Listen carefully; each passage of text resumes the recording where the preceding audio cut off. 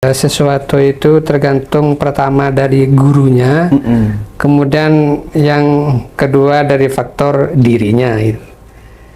Salah guru itu kan juga berbahaya. Kemudian dirinya sendiri, nah karakter itu kan juga berpengaruh di dalam memahami sebuah agama. Kalau karakter yang tidak siap menerima Al-Quran, maka ya jadinya nanti memahami Al-Quran itu sesuatu yang terasa berat itu, sehingga gawanannya itu ya keras-keras terus ya. Padahal ya Islam itu ya keras ya iya gitu, tetapi kan pada saat-saat tertentu saja. Cuma kedamaian, kelembutan itu kan lebih mendominasi daripada kekerasan itu. Maka Al-Quran ini ada sebuah metode memang dari ulama dulu. Jadi pendidikan ulama dulu itu terhadap kita ini kan betul-betul jeli. Beda kalau saya rasakan antara pendidikan ulama dulu dengan sekarang. Kalau ulama dulu mendidik kita ini lebih awal kita dididik untuk mencintai Kanjeng Nabi dulu. Baru dikenalkan dengan Al-Quran. Nah kalau sekarang Al-Quran. Itu baik juga, baik. Cuma hal ini harus jangan sampai menghilangkan ruh dari pendidikan ulama dulu. Artinya ada maksud-maksud dari ulama dulu bahwa ada pendidikan akhlak di situ. Kenapa para ulama dulu mengenalkan Kanjeng Nabi dulu? Karena Nabi itu kan manusia yang penuh dengan perilaku agung.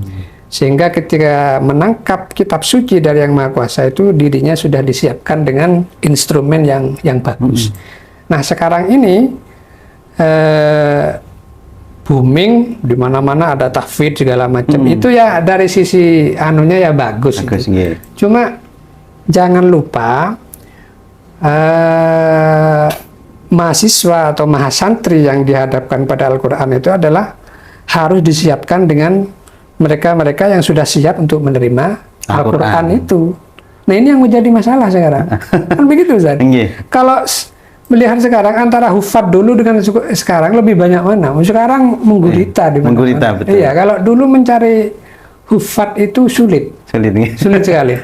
Dan kalau menemukan hufad itu memang betul-betul qualified.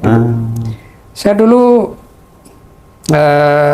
masih saya kecil itu, mungkin panjenengan juga kenal karena senior panjenengan ya. Ada seorang ustadz yang sangat kesohor dulu namanya Ustadz Suryo, Pak Suryo. Mana itu? Condro. Itu Masya Allah. Pada itu masih sulit mencari hufad, tetapi ketika menemukan satu hufad itu kemampuannya luar biasa. Jadi beliau itu bukan hanya hafal, tapi qiraah sabahnya, kemudian kecepatannya dalam sehingga yang menjaga dengan pegang Quran sendiri itu kadang kalah dengan kecepatan beliau membaca itu. Itu perbedaan ulama dulu dengan sekarang. Jadi begini Ustaz, kalau yang berkaitan dengan pertanyaan tadi, ketika Al-Quran dipahami oleh orang-orang sebelah sehingga rasanya menjadi berbeda, mungkin karena itu tidak ada persiapan untuk menerima Al-Quran. Jadi kalau kita sebagai warga Nahdien, kita harus ingat pendidikan ulama dulu. Ulama dulu itu adalah pertama mendidik kita mencintai Kanjeng Nabi dulu. Artinya itu ada suri tauladan gitu. Iya, suri tauladan dulu. Baru Al-Quran itu. Jadi dulu saya itu mungkin karena umur saya lebih tua dari dengan. Jadi saya dulu pertama itu di awal di masa kecil saya itu dididik untuk berzenji dulu.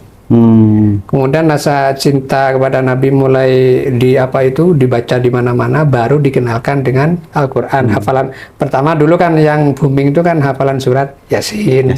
Baru surat-surat pendek. Nah itu mungkin yang sekarang agak terlupakan dan harus kita kembalikan lagi ini kepada terutama Nahdlatul Ulama ya. Ya mungkin untuk di luar Nahdlatul Ulama, kalangan minhum lah, ini semacam sudah kadung terjadi ya. Sudah kadung terjadi dan mudah-mudahan mereka ya segera sadar. Tapi kita minimal di internal Nahdlatul Ulama ini jangan lupa untuk menyiapkan diri kita dengan perilaku untuk menangkap pesan Al-Quran. Karena Al-Quran itu ya memang auranya sangat besar sekali. Bukan hanya sekedar apa itu rosem usmani saja itu.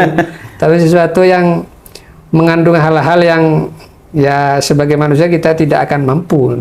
Makanya kalau kita salah paham terhadap Al-Quran ya bukan syafaat yang kita dapat, malah laknat itu.